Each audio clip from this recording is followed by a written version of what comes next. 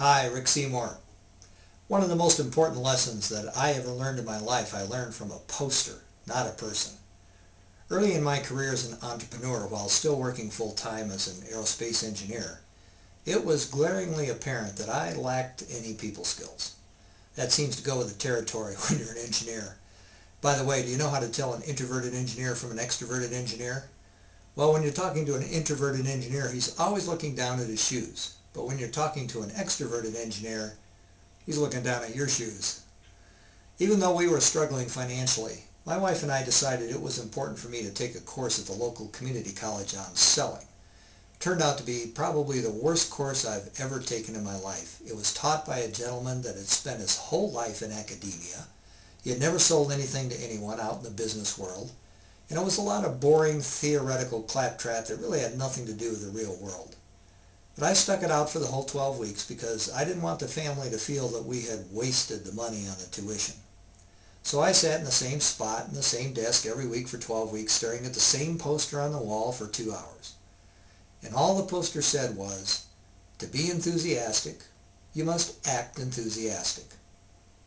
Now, the first couple of weeks that I read it, I thought, that's not true. How can you be enthusiastic if you don't feel like it?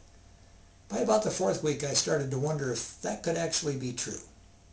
And about halfway through the class, I decided there just might be an element of truth attached to that statement, so I decided I'd try it out. I decided that I would act enthusiastic and just see what might happen. Now, at the time, I was still working around lots of other engineers and had not yet made the transition to being full-time in my own business. When I was walking down the hall and somebody asked, well, how are you? I began responding with one of two things. I would either say, listen, if I were any better, I'd have to be twins just to spread it around a little bit. Or I'd say, I'm terrific, but I'm going to get better. You can imagine the kind of responses I got when I started doing this, especially from a bunch of engineers. They all wondered what I'd been smoking. Think about how most other people respond to you when you ask them how they are. I'll bet you get a lot of what I call contingent answers. Oh, I'm okay for a Monday, or I'd be better if it were Friday. Oh, I'm great, it's payday. Pretty good for this early in the morning. Oh, I'm doing pretty well under the circumstances. Do any of those sound familiar? You see, most people respond based upon the circumstances. But what I found when I started responding, acting enthusiastically, was that almost immediately I felt enthusiastic. The poster was right. To be enthusiastic, you must act enthusiastic. You see, the most important lesson that I learned was that the feelings follow the behavior, not the other way around. Every day, we get to choose our attitude by how we choose to behave. It's very difficult to behave one way and feel another, so choose to be enthusiastic.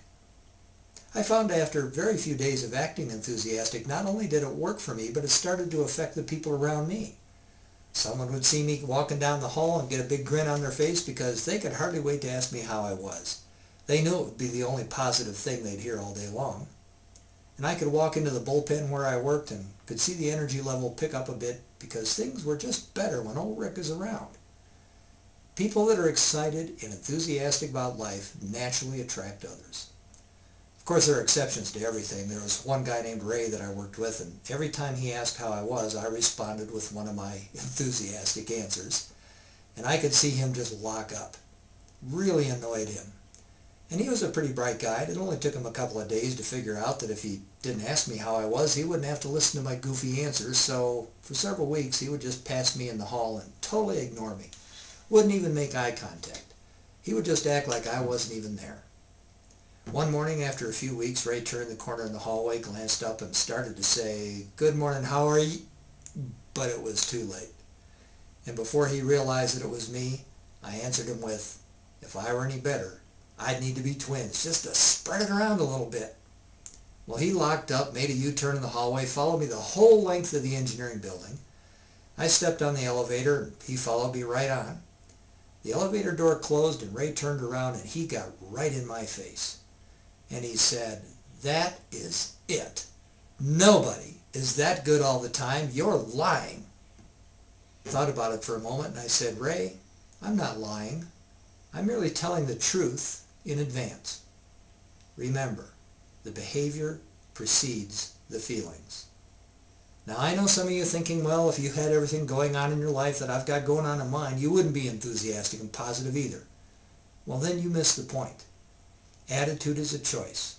It's 5% what happens to you and 95% how you choose to respond. If you'd like more information or resources on this or any related topic, go to godinyourgoals.com.